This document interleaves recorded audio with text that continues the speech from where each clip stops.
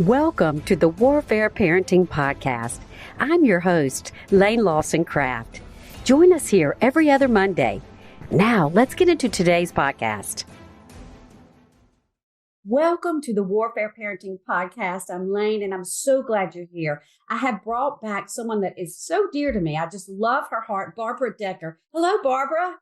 Hi, Lane. How are you today? Well, I am great, and I'm serious today. I'm putting my glasses on, Barbara. I want to make sure people know who you are and why I just love what you do. You are a certified family recovery specialist. You are the founder of Live Well and Fully. And, I have a heart for that because I'm living lively with Lane. We both want people to, live the full life, and so we want to give them resources to do that. You are teaching the Love Another Way model so parents can encourage recovery while they regain peace in their homes and in their hearts. I love that you have a passion for moms of children with the disease of addictions, and you want to help people go from desperate to peaceful. I mean, who can't use this, right, Barbara? Yes, I agree. Barbara, you have been doing this for years, and you have so many testimonies of people that have literally transformed their lives, that equipped them to help their child that was in trouble, whether it was a mental illness or addictions or whatever. You have helped them find this peace out of desperation. So today, on this specific podcast, we're going to answer this question. What's the most important thing for a parent who has an addicted child to have and to know? The most important thing to know is that addiction is a disease. There's no question about that. It is an actual disease that changes how the brain works.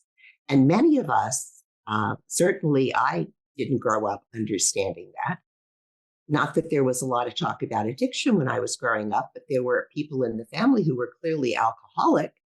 And that wasn't discussed as the disease of alcoholism. It was discussed as this embarrassing person at the family event who, again, was drinking too much, and there was a lot of judgment around that. And the disease of addiction actually changes the way the brain works. It's not a matter of willpower. It's not that someone has lesser character than somebody else. It's that they have an actual disease. And you can have a number of children in the same family, and sometimes more than one of them will have the disease. Sometimes one will and the rest won't. And then what happens is that the ones that don't say, well, I can put it down. Why can't you? You must just be weak or not trying. So attaching judgment to it is no good at all. It is a disease, and it affects the way the mind works in very significant ways. Let me ask you, Barbara, I know, and I'm confessing today that I would look at one of my children specifically, and I was thinking, they're making these choices. They're making these choices. They're being defiant. They have control of their lives, and they are not doing right. What you're saying today is the possibility might be that the disease was actually making the decisions. Is that what you're saying?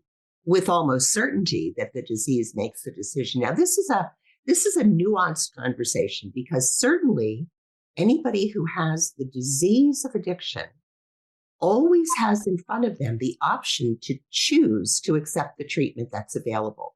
Much like if you had cancer, or diabetes is a better example. If you have diabetes, you can choose to accept the treatment that's available. And that treatment usually often involves modifying diet, modifying lifestyle. And you can choose to do what the medical professionals are advising you to do or not.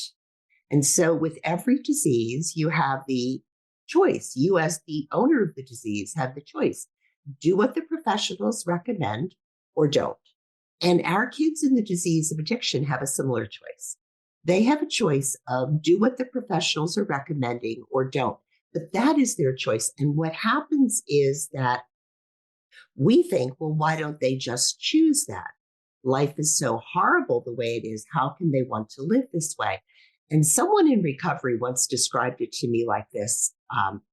He said, look, your body, your brain sends signals to your body that you need food, that you need water, that you need sleep, that you need sex to procreate, but you need these things to live. And it is constantly cueing you when those things are necessary. And what happens is when you're addicted to a substance or a process like sex, gambling, shopping, eating disorders, all of those things are addictions. When you have an addiction, your brain has been hijacked. And I won't go into the chemical side of this. I'm not a medical professional.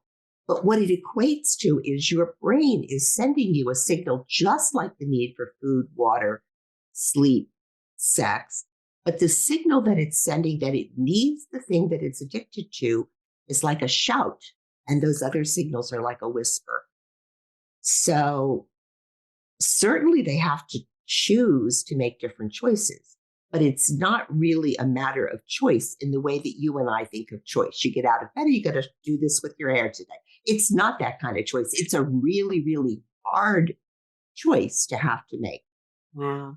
And so, as a parent, you know, facing this and watching a child continue to make these choices out of the disease, now that you've given us this revelation that many times it's literally their brains are hijacked. I love that, Barbara, because I would look at one specific child and just think, what are you thinking? And I don't think they were thinking. I think the disease was thinking for them, which I believe can truly be destroy them. I think the disease can destroy them. But what you bring us hope today is that there is hope for this. We can equip these children or loved ones that have these addictions and diseases, can't we?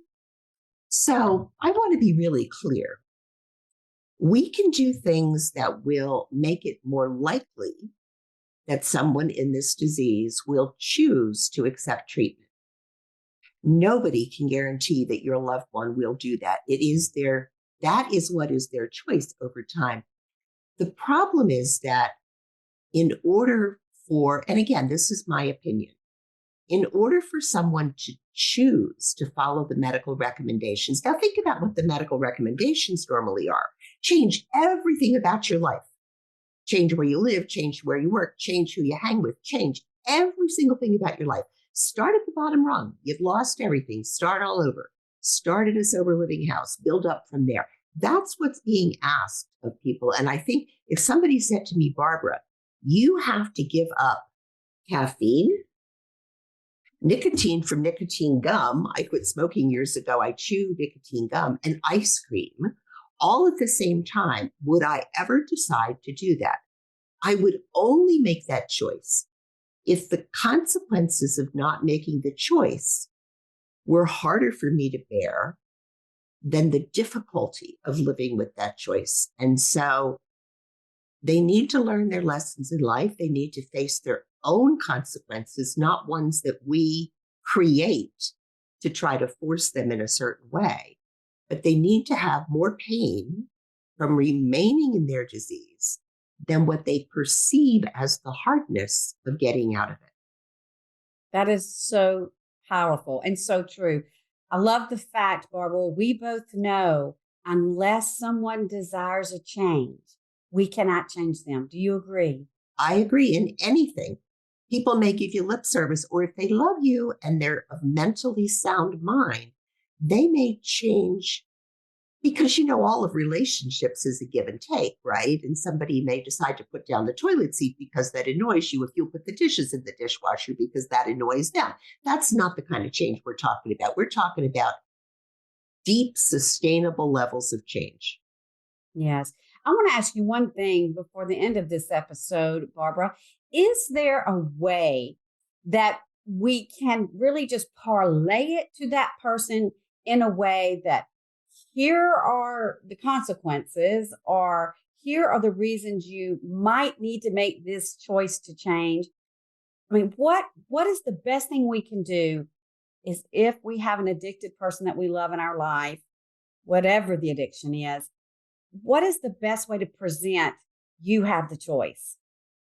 Well, I don't know that anybody's going to like my answer, but the best thing to do is multi-pronged. Number one is get out of the way. Mm. When we love someone, we don't want them in pain. So they create a situation. Let's say they lose their car. They have no car anymore. And we jump in to either provide a car or a phone or drive them. We take their pain away. Get out of the way. Let them face their own consequences. And then the other prong of that is set the boundaries that are right for you. You are a separate person. Your life does not need to be dictated by a person in a disease who is not choosing to get well. But your boundaries for you are based on what's important to you, not on what they're doing. They're boundaries to protect yourself, not designed to change another person. So a simple example, when Eric was in his disease, he would text and call me in the middle of the night. And that would disrupt my sleep. And so I would say, please stop texting and calling me in the middle of the night. It disrupts my sleep. And he would say, okay. And he would do it again because I didn't know it at the time, but the disease was in control. So my job is to say, Barbara, this phone is waking you up at night. What can you do to prevent things from waking you up at night? Well, you can learn how to block certain people. You can learn how to, there's functions on a phone. You have to set these things up so that you are in control and you put boundaries in to protect yourself and still love the other person, but don't allow their drama to be your problem. I love this, Barbara. And in our next episode, you're going to answer the question, what is my role when my child is abusing drugs, alcohol, and something else? So, Barbara, real quickly, you have programs, you have webinars, you have so many resources for parents. Again, I want the listeners and viewers to know of Warfare Parenting that Barbara has had a son that has been through this. So she knows the pain. She also knows the peace that you can find. And that's what she's offering you. So, Barbara, what are some ways that people can connect with you today? So if you're new to me, the best thing to do is go to my website, www.livewellandfully.com, and click on the tab for workshop. There is a free workshop there where I talk about the VIP program. And then there is a 20-minute or so clip from inside one of our live coaching calls where we're helping parents to make some of these shifts, helping moms to make some of these shifts in their minds. And you can look at that and see if what we do resonates with you. You can join that will put you on my email list if you register for the webinar, and then you'll get all the information on blogs and everything we offer. But the best starting point is that workshop so you can get a sense of what we actually do. Well, this is powerful. You have testimonies. I see them pop up all the time, all day long, Barbara, of people that have taken control of their lives, that have decided, I don't have to live desperate. I don't have to live in despair. I can find peace, even though my loved one may or may not choose to get healed or find deliverance or overcome any kind of addiction. So, Barbara, I'm so excited. The next episode I know will be so informative about what our role is when we are faced with this. Thank you so much. Is there anything else you'd like to leave us with today? Nope, I think we've pretty well covered it. I'd just like to thank you very much for the opportunity to share these thoughts. Well, I thank you for giving us all these resources, because I like to say I love to give people resources of people that have lived through it. And not just studied it or read about it, but have walked through it. Because, Barbara, you and I know there's something about a mother's heart that when you walk through seeing a child make these disappointing choices, no one can even put to words what that feels like, can they? No, it's a different kind of pain, isn't it? It is. Well, you have the solution. I can't wait till our next episode. And thank you again, Barbara, for your time. Thank you, Lane. Thank you so much for joining me for this episode of Warfare Parenting. I hope you found some encouragement or helpful info today to help you on your journey. If you have a specific topic you'd like for me to talk about or a guest you'd like for me to have on the show, please feel free to send me a message on Instagram or Facebook. Listen, I love connecting with you, and so I've made it really easy for us to stay connected. Text Hi Lane to 55444. That's HILAINE to 55444. Also, be sure to follow the podcast so you never miss an episode, and leave me a rate and review. I would be so grateful. I'll see you next week.